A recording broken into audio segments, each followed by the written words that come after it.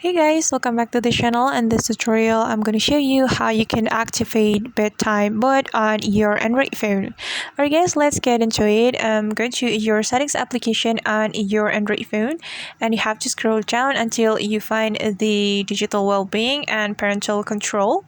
So this is the setting and you have to click on it and just scroll down until you find the bedtime mode option. So just keep scrolling, and this is the bedtime mode. And if you want to turn on the bedtime mode, you can simply click on turn on right here. And now the bedtime mode has been activated.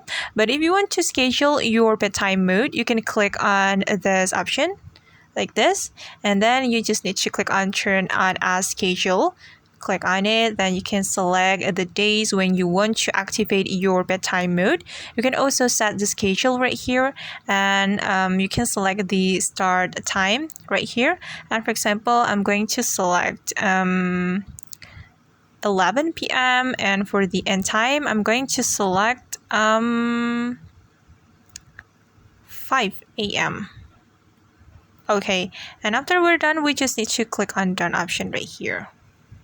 Alright guys, and that's how we can activate the bedtime mode on Android phone. I hope this tutorial will be helpful for you.